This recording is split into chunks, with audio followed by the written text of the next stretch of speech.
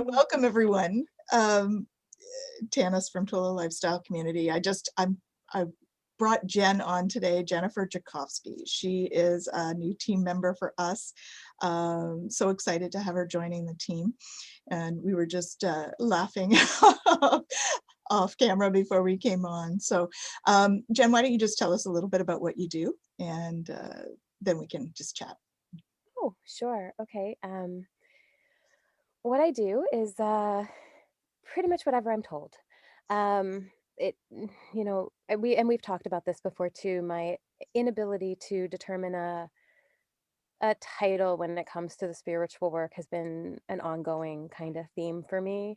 In my I'd like to just take a moment just to confirm that you don't do what everybody else tells you to do. It's spirit that's telling you to do stuff. I just kind of want to confirm that. Oh, golly. Yes, no. Set up those boundaries. We want Sorry, pretty much everything I talk about is going to be not in 3D. So it's really, I find it hard sometimes, especially when we're having these kind of conversations, to put them into the 3D. So, okay, let's back it up a minute. That's on me. Okay, so in the 3D, I work at a school for children with autism as a senior therapist. And I'm currently finishing my master's degree in counseling psychology with the goal to do psychotherapy in the 3D. Part of that, though, and what my true passion is doing spiritual work, spiritual counseling and guidance, spiritual journeying, shamanic journeying and healing, working with people for spirit releasement therapies, art therapy, really just connecting to source, connecting to truth, finding and connecting with the truth of our being so that we're not so pulled by the 3D, by the thoughts and feelings and just the typical roller coaster that we find ourselves on in this pseudo reality. So when I talk about being a tool and kind of just doing what I'm told, I very much mean that as part of, from my spiritual guides, from my being. um, and I work really hard to not come from my personal sense in that I don't know, right? As 3D beings, we are so pulled, and we have to learn to really listen through the white noise that this 3D world gives us to really connect to our guides, to our being, to know, um, what is the best thing to do in any given situation. So the work that I do really comes from that, from listening and just kind of being, you know, okay, you need to go work here now, and off I go, and I'm working there, and oftentimes I'll find, I may be working in several different areas at one time, and I don't always know exactly how I'm being used in those moments.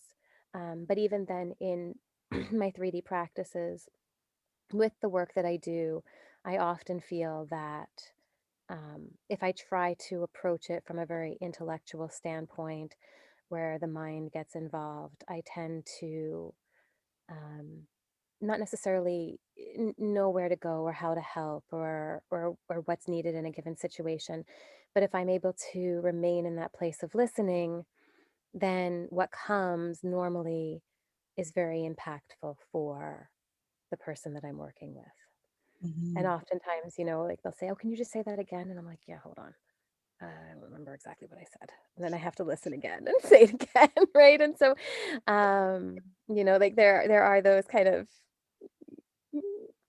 moments where you're just like, "Oh, what was that? Okay, hold on." the life of a channeler, right? I mean, I run into that as well in client situations and stuff. The guides will come in and I'll have the same experience. I'll say something and they'll be like, "What was that?" And I'm like, Ooh, I don't know. Maybe it was something along these lines. Just let me hear it again. Hold Yeah, on. yeah. Yeah. Thankfully, they're usually pretty good at repeating, but Right. Yeah. Right. yeah. Yeah, Yeah. true. That's the beauty of doing the intuitive healing piece, because we're never alone. And that's one thing when I talk to people about the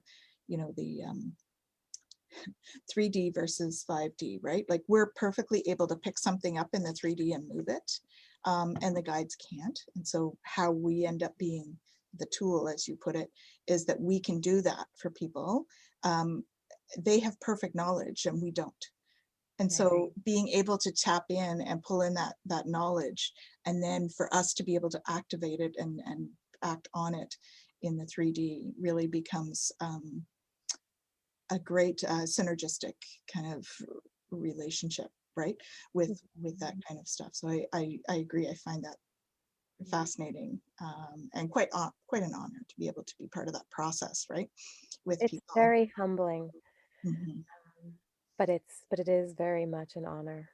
Yeah. And I love the way that you put that, as that synergistic relationship. And yeah. That's why I have the new teaching program.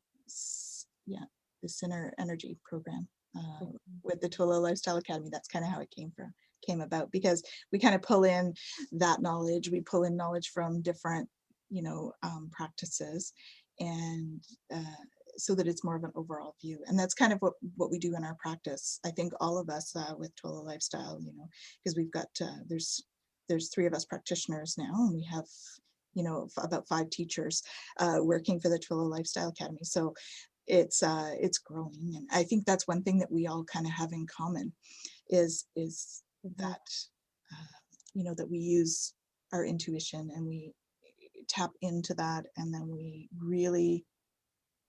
all really care about the people we work with, and I think that really helps to kind of set us apart from other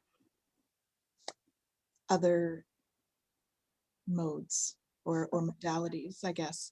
um, Certainly more so than the traditional Mhm. medical. I mean, I say that, but my view is never that you don't go traditional medical. My view is always that the physical, mental, and spiritual all work together. Or if you're not the spiritual type, like the physical, the mental, emotional, and the energetic are really 3 systems that work together, and you really get that synergistic healing when you look at all of them, and where they all kind of overlap. That's where you can really get that sweet spot for your own healing.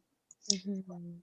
So, and so what do you see healing as? Because I know for me, it's about that self-discovery in many ways, particularly when you're looking at spiritual healing or the energetic sort of healing. I mean, when I started my practice, those were very much intertwined, spiritual and energetic. It has become more defined for me in many ways in what I do. Um, so the spiritual stuff, I think, overlaps a lot with the mental emotional, whereas the energetic sort of overlaps a lot with the physical, although they all overlap. Do you know what I They mean? Really, they, concentric circles that overlap each other and yeah, intertwine. yeah. Um, So, yeah. So on the healing piece, and from the Reiki Master kind of background and stuff, right? We talk about disease being dis-ease, right? And how when we look at healing, we're about kind of bringing back that congruency, bringing ourselves back to center, looking at what is causing dis-ease within ourselves and around ourselves, and working to bring our being into congruence with the life that we're living. And so for healing in that sense, like you were saying, on an energetic level, we are looking at the body, the physical, the 3D aspects, but then that energy transcends into that spiritual piece as well. And looking at, you know, yes, it's like dealing with our mind and our emotions and kind of more of that piece of it. But then when we look at it kind of more from that metaphysical right? When we move it beyond the physical. And that's really where, I mean, I know, like you were saying, you know, when it comes to spiritual, sometimes people have kind of their, oh, I don't know about spiritual, because it is a trigger for some people because of different experiences that they've had and all. But the reality is, we are mind, we are body, we are spirit. Mhm. And whatever way that we define that for ourselves, right? So whether we define that as a universal energy, whether we define that as the embodiment of love, light, you know, whatever that is for us, that is part of our being. Mhm. And so having to work on each of those levels in a way that resonates for us is how we bring about that healing. Yeah, and I really, I know that you do this as well. We really tend to sort of meet the clients where they're at too, right? I mean, you and I can talk Mhm. about this sort of high 5D stuff, but I still have clients that come in and I'm talking about, we all vibrate. We vibrate at 63 to 75 megahertz, So I'm still having those conversations as well, because I think that it's important for us to introduce it in a way that's digestible for people too, right? For them to be able to like say, oh, those light, I love the light bulb moments. Right. Well, and that's the other piece too, because you know, in part of my work, you know, I can't bring up the spiritual unless the client wants to bring that up. And so, you know, even talking about vibrations and stuff, that's not necessarily where somebody is. And so we just talk about the feeling that we get in certain situations, the feeling that certain kind of music brings us, right? The feeling on a warm summer day when you go outside and you feel the sun beating down on you, when you walk into a room and sometimes things feel a little off, or something, you know, makes you feel uncomfortable, and just getting in tune with just that even beginning step of understanding that something has a vibration, Yeah, right? Without even using the word, but just, you know, like when you have that feeling, right? yeah, And then kind of moving into a deeper understanding, but in baby steps. yeah, yeah, for sure. And feeling that is a great way, because I know there are many. If you look at sort of that the mm, intuitive part of us, right? Like we all have intuition.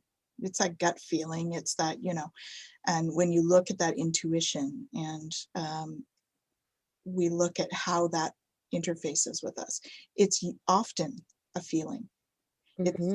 It's often some kind of sensation that we have, in terms of, like for me, when you put your hand through the air, you feel different sensations, you feel different energies, or different temperatures as you Yeah. put your hand through the air. Mind you, I'm clairsentient, and I certainly recognize that there are people that are not clairsentient, so that's certainly not going to be how they get their messages. But I think that clairsentience is probably way more common than what people realize. If they were to actually sort of tap in to what their body is feeling, I think we spend a lot of time um, on this plane. We kind of ignore what's going on in our body and not paying attention to that. And I think that's where, the feelings as well, we don't pay attention to our feelings as well, because feelings are often a physical sensation, right? They'd stem in something else, but we experience them as a Oh, physical. and that's the thing, right? And it's so funny because I've talked about for years how I have to write a book, and I'm going to title it "All the Things I Have to Unlearn Since I've Been Born," right? And just kind of, we really are taught from the time we're born about the 3D, and rarely do you find that we're taught about our intuition, Mhm. about really feeling the world around us, and not feeling in the sense of like, you know, emotion or anything like that, but just being aware of those subtle changes that you're talking about, being aware of, you know, that moment where you kind of go, ooh, and it's like, oh, okay, like, you know, something just happened in my environment, right? And so, but oftentimes, you know, I find with clients too, if they don't even know that that's a possibility, Mhm. then that's where we find a lot of disease because, like you were saying, This clairsentience is something that I feel that if we want to be in tune to it, we can work towards that. And so just by allowing ourselves to be still and listen, we're able to understand more of what's going on around us Mhm. than what this is going to tell us. Yeah, for sure. And so yeah, that's a huge piece. And I know with clients and stuff, working with them just to kind of get out of the head and say, okay, right? We work on, I mean, you think about just like typical CBT or ACT or any of the different kind of psychotherapy modalities, it's about understanding the thought and not associating with the thought, but becoming the observer of it, Mhm. right? Because in reality, we are not this thinking machine. We are that which is observing it. And so that which is observing it is connected to the oneness, connected to the energy, connected in spirit. And that part does feel Yeah, and can sense and is intuitive. yeah, And so it's really about working on that piece of us and coming to really want that part of us back, right? It's not that it goes anywhere, but we tend to not remember yeah. it. Walk it off, right? Because we think that it's not normal. But that's kind of a big part of my journey, and I suspect you as well, is about bringing that into being normal, because that is who we are. And it's that discovery of who we are in our own truth, in our as a spiritual being, right? We're a spiritual being having a human experience, and we're here to learn a bunch of lessons. And so the awareness is good not only for our lifetime here, but our soul development as well, right? Being aware. And it's interesting that you brought up the observer. That's been something that's come up in a couple of things for me lately, is dealing with the trauma responses, so that you can start to become that quiet observer so instead of having that trauma response to something, or being triggered, as we often call it, that we can start to be that quiet observer um, in those situations that might have triggered us before. And I think that's something that I think you and I both work on that with our clients. How do we move them through the trauma response? I do it more with the energy, of course, and but you with your counseling background, that's certainly something I would think that you would work on as well. Oh, most definitely. Mhm. Most definitely. And the beauty of it too is, when we work on it, like you said, like from the energy level, we're also working on it on that psychological level because we're rewiring. And when we're rewiring on a psychological level, we're also working on it on an energetic level. And this is where, like you were saying earlier, it's all interconnected. We can't change one aspect of ourselves without changing all aspects of ourselves. Yeah, which is awesome, really, because it's a very efficient way to deal with the aspects. When you think about us being human, and that all of those change, so we make one change. Mind you, we have to be mindful with those, right? Because we make one negative change and it affects all the other. So if we're constantly, and I think that's, when I talk to people about their spiritual journey, it's really about their self-development. And that, so when you're talking more the 3D language, it's about that personal development, the professional development. Those kinds of things are still your spiritual journey. It's just that it's not called that, right? We call it something different. It's all just words, right? It's whatever words or vocabulary that people are comfortable with when they're walking this journey, or walking this road, right? It's the same with the spiritual practices. Some people aren't comfortable with the word God, right? And that's the thing, though. I mean, words have such meaning for us, Mhm. and yet language is probably one of the most arbitrary things in our existence, Mhm.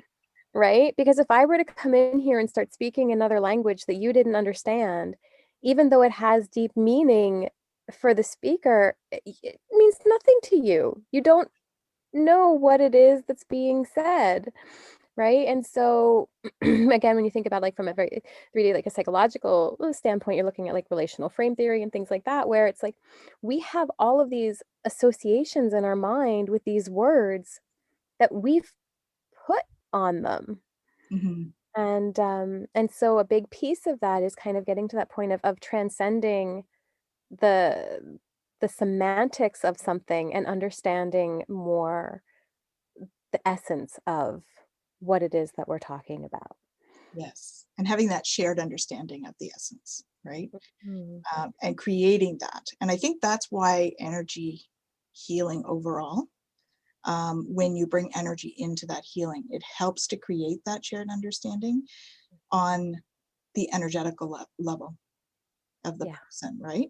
And then we can top that up with some of the psychological stuff, some of the physical stuff, but it helps us to create that understanding. Just like symbols for me, I mean, those, we have symbols in everyday life that have become universal symbols, right? When I teach about symbolism, you know, you talk about symbols having power, and oftentimes they're more power than words. Exactly. Or hearts, right? If you put a heart, everybody knows it's love, right? Mhm. um Sorry, getting tingles. So they're talking again. um a peace symbol, you know, that's kind of that universal symbol. So in many ways, you know, you're right, language can be more difficult to use than symbols for things. We have the, you know, universal washroom symbol. Everybody knows the male female kind of washroom symbol. Those kinds of things, and they have power. So when you're doing healing work, there's also symbols that have power. You know, we have symbols in Reiki for sure, that, and they talk about keeping those private because they want to make sure that the collective shares the same understanding of what that symbol is, and that comes with the training, you know. And so, you know, they often have that as part of that. But there's so many symbols, and it in so many different traditions, you know, and there's many in all different kinds of spiritual traditions that everybody is aware of, or Yeah. a lot of people are aware of, you know, things like the evil eye. You know, everybody sort of knows that sort of image, or the hamsa, that hand with, you know, as a protection symbol. The cross, Mhm. right? And so what kind of symbols do you play with, use in your practices? That is a fantastic question. Um, I I like the use of symbols. Having, different backgrounds and stuff, like you talk about the hand, and I actually have one in my little earring Mhm. at the moment. We have, you know, I don't have one specific symbol that I go to. Um, I know that there are definitely symbols out there that are very powerful, Mhm. that can be used for protection. And depending on the tradition that you come from, that may look slightly different. But I also I work from a platform where I can bring in a symbol if it's something that I feel somebody would resonate with based on wherever they're coming from. Mhm. Um, but I do also believe that they are symbols, and that the power is not in the symbol itself, but in what the symbol represents. Yes. And so, in that, I don't tend to have to have any particular symbol in my practice or anything along those lines. Yeah, I definitely agree with that too. I don't actually use a lot of the symbols when I'm going through. It's that belief in it, or the sort of tapping into the collective energy related to that symbol is Mhm. kind of how I end up doing it a little bit more. Because that's where the power is. It's the collective energy and our belief in that, and our Yeah. intention that we pull and put into that. I think that's really where the power of the use of the symbol would become, you know. It's a focal point when we're looking at that. So Exactly. So if somebody feels that they really resonate with a particular thing as a symbol, then by all means, that's where we go with it. Mhm. But at the same time, if they don't, then we talk about, okay, well, what does have value for you? Where do you have meaning? Where does that, purpose for being come from for you? And then we move from there. Yeah, exactly. So that's another way that we meet them where they're at, right? In terms of their beliefs, because that has more power for them. Mhm. So it makes a lot of sense on all levels, right? So what else would you like to share about what you do? We kind of Uh, got off on tangents there, which is beautiful. I mean, I love talking to you. I think you and I could I probably know we share can all day, forever. but Um, yeah, I think, as a starting point, we've covered a good amount of things. I know that there is definitely a lot more to cover. We didn't even touch on some of the stuff that's, you know, uh, dealing with all that is around us on any given moment. I think we'll Uh, do that for another day. I think that exactly. I think that should all kind of maybe be saved for later. Yeah, Um, yeah, I think we did a good job covering kind of and overall, an yeah, overall a first introduction. it's wonderful. So as I said, I'm really excited that you're joining the team, and it's such a we're building such a great team of teachers and practitioners at the Twillow lifestyle community. And we all bring our own unique stuff, but we all have that common understanding or thread through. You know what? That is something because you were talking about this earlier, and I had wanted to say something, but of course Yeah, I want to just jump in. But the community, right? And you've talked about community and the importance of community, and really, it's about family community. Like with Twillow, what is being built and what you're putting together is such a deep community. It's not just, you know, I've got this neighbor and I say hi to them sometimes, and then there's this person over here who's doing some fun stuff. It really is that connection that comes with a family community, and a family of choice, right? Because sometimes family is even another word that for some people can be very triggering. yeah. um, but that family of choice, and I feel very honored to have been brought in as part of that. So thank you. Oh, it's my pleasure. My pleasure. So thank you all so much for joining us today, and stay tuned for lots more from Jen and myself and Nicole and the other teachers as well. So we have other teachers that are teaching the aromatherapy. Ruth Heyerdahl is helping with that, and we have another couple that are in the wings, just working through some details on how they're going to join the team. And so I'm really excited about all of this, and yeah, so thank you so much for joining us today. Thank you.